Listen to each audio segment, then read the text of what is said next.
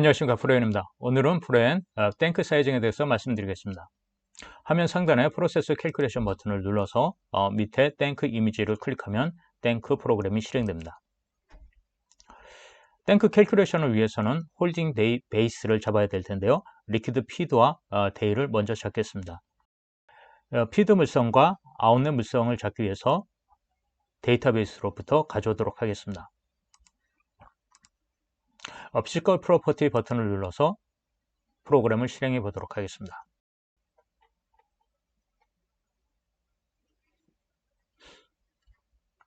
탱크에 파라자일렌이 저장되어 있다고 가정했을 때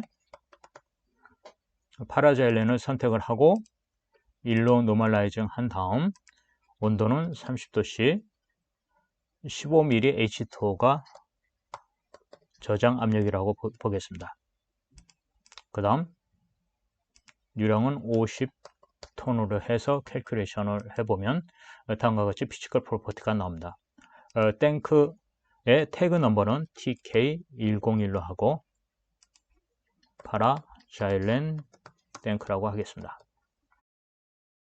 인설트를 하고 밖으로 빠져나와서 탱크 프로그램을 다시 실행시켜서 조금 전에 입력한 데이터를 불러오겠습니다. 그럼 덴시티를 비롯해서 물성치가 자동으로 입력되는 것을 볼 수 있습니다. 피드 플로우 레이트는 50톤으로 하고 나가는 플로우 레이트는 100톤으로 해보겠습니다. 그리고 홀딩 데이를 5일로 넣고 사이즈 캘큘레이션을 해보면 다음과 같이 입력됨을 알 수가 있습니다. 다이아미터 22.8m에 19.5m 하이트를 가져갑니다. 이 하이트는 물탱크나 유류탱크인 경우는 19.5m를 리미트로 하는데 21.8m까지 설치한 경험이 있습니다.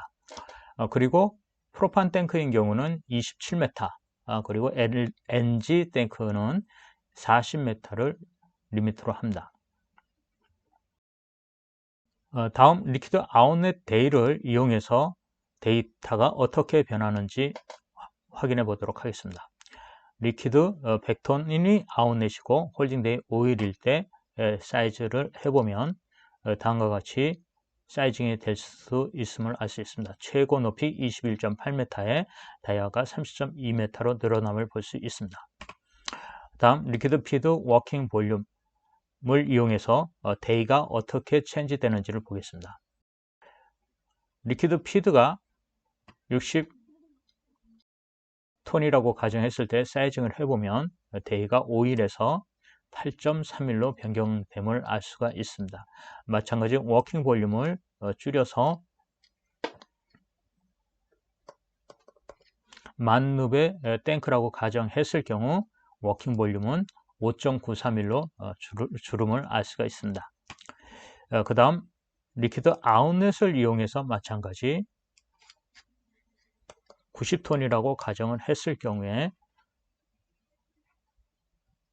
데이가 어떻게 변하는지 확인해 보겠습니다. 3.951로 변경됨을 볼 수 있습니다. 워킹 볼륨을 5,000 큐빅 메타라고 가정했을 때 사이징을 하면은 홀딩 데이가 1.931로 줄어듦을 알 수가 있습니다. 마찬가지 밑에 데이즈 워킹 볼륨을 이용해서 피드 플로우 레이트를 변경하는 방법도 있습니다. 데이를 3일로 했을 경우에 피드 플로우 레이트는 59톤으로 늘어남을 알 수 있습니다. 다음 밑에 있는 데이 워킹 볼륨을 이용해서 아웃렛 플로우 레이트를 변경시킬 수가 있습니다. 지금 현재 90톤인 것을 워킹 볼륨을 5로 했을 때 이와 같이 35.6톤으로 변경되는 것을 알 수가 있습니다. 이와 같이 해서 전체적으로 홀딩 데이 베이스를 이용해서 탱크 사이징을 다양한 방법으로 변경시켜 보았습니다. 그리고 탱크 타입에 대해서는 CRT 같은 경우에는 구스넥을 이용해서 탱크가 ATM 상태로 운전될 수도 있는 경우가 있고요. 그리고 CRT를 이용할 경우는 베이퍼 프레셔가 낮은 유체를 저장할 경우에 이용되는 경우가 많습니다. 그리고 IFRT는 인터널 플로팅 루프 탱크라고 해서 베이퍼 프레셔가 높은 경우에 적용되는 경우가 많습니다. 그리고 ERT는 익스터널 루프 탱크라고 해서 원유와 같이 오염이 좀 돼도 괜찮은 그런 탱크에 적용되는 경우가 많습니다. 그리고 HLL을 인풋, 즉 탑의 데이터를 인풋해 가지고 데이터의 사이징을 해 볼 수도 있습니다.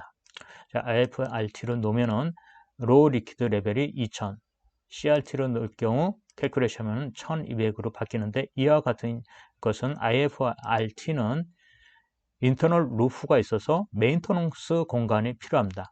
그래서 사람이 들어가서 활동 반경, 즉 하이트가 필요하게 되는데 2m를 기준으로 해서 잡아주면 되겠습니다.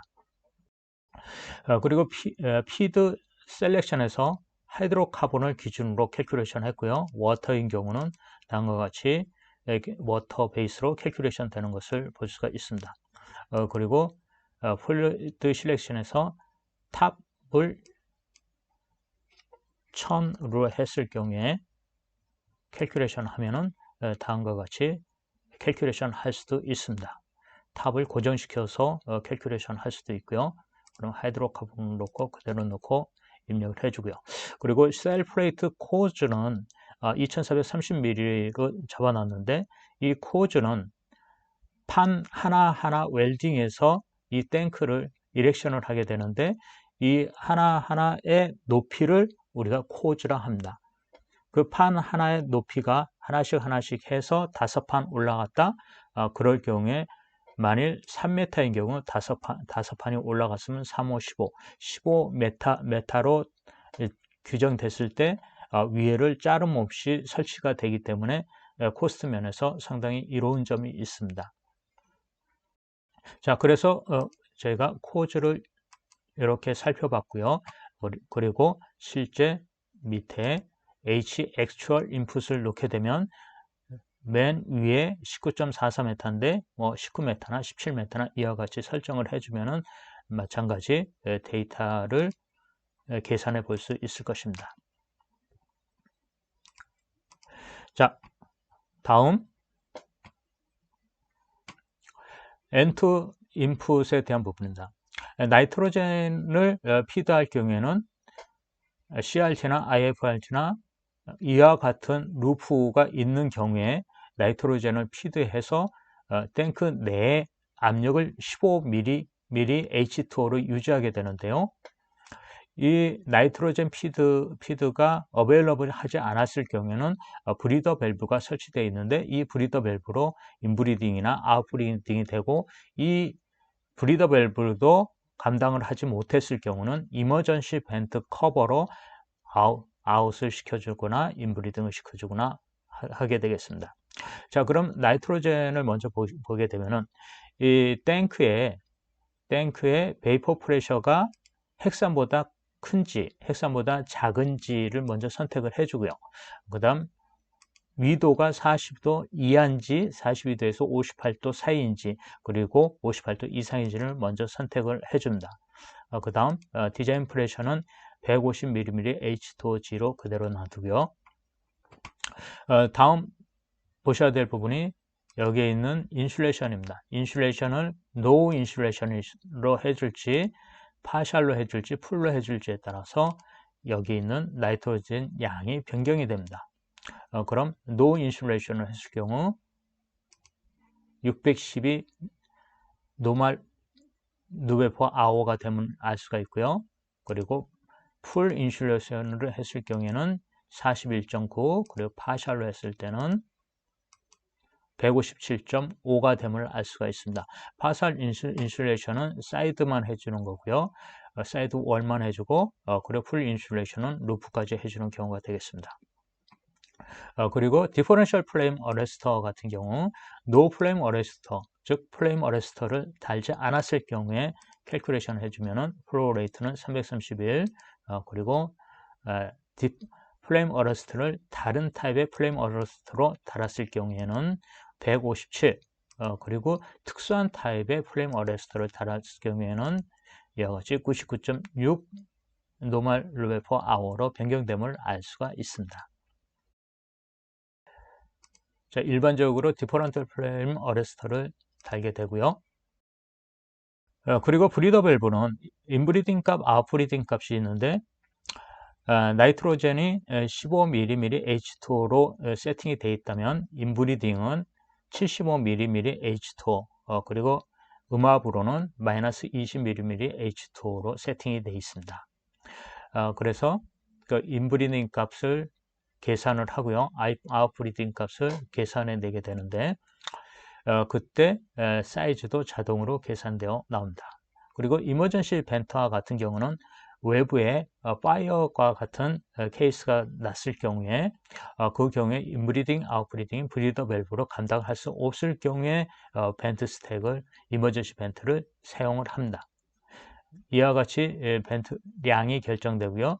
거기에 따라서 사이징이 결정되는 것을 볼 수가 있습니다. 이와 같은 계산은 API 2000에 의해서 수행이 됩니다. 자, 다음 데이터베이스의 삽입, 수정, 검색, 삭제를 해보겠습니다. TK101 파라젤렌 탱크의 프레셔는 오퍼레이팅 압력이 15mm H2O, 온도는 30도C. 그리고 디자인 컨디션은 150mm를 해주고요. 그리고 익스터널은 마이너스 25.4mm H2O, 즉 이머전시 벤트의 세팅 프레셔가 되겠습니다. 그리고 템퍼러처는 65도씨로 해고 카본 스틸의 코로전 어라운스는 3mm로 잡아주겠습니다. 그렇게 해서 탱크 101을 삽입을 해보면 데이터베이스에 삽입이 됐음을 알 수가 있습니다. 데이터를 변경을 해서 리퀴드 피드를 70톤으로 해보겠습니다. 그래서 사이징을 하고 이 사이징 된 값을 수정을 해주면 데이터가 수정된 것을 볼 수 있을 겁니다. TK101을 검색을 해보면 피드 플로우 레이트가 70으로 수정된 것을 알 수가 있습니다. TK102를 삽입을 해놓으면 TK101, 102가 있음을 알 수 있고요. TK102를 삭제를 해보면 TK102가 삭제됨을 알 수가 있습니다. TK102를 불러드리고요. 그리고 익스터널로 세이브를 하기 위해서 이 버튼을 누릅니다. 그래서 TK101이라고 외부 저장 장치에 저장을 해놓겠습니다. 외부 파일로 저장을 해놨으면 내부 데이터베이스에 있는 TK101을 삭제를 하겠습니다. 자, 내부 데이터베이스에 아무것도 없고요. 외부 TK101을 열어보겠습니다. 그럼 TK101이 불러와진 것을 볼 수가 있습니다. 마지막으로 프린트 버튼을 누르면 이와 같이 TK101을 프린트할 수 있는 화면이 나오고 프린트를 이와 같이 해볼 수도 있고 그리고 파일로 저장하거나 PDF로 저장할 수가 있습니다. 클로즈해서 나가보도록 하겠습니다. 이와 같이 해서 탱크 사이징에 대한 영상을 마치도록 하겠습니다. 감사합니다.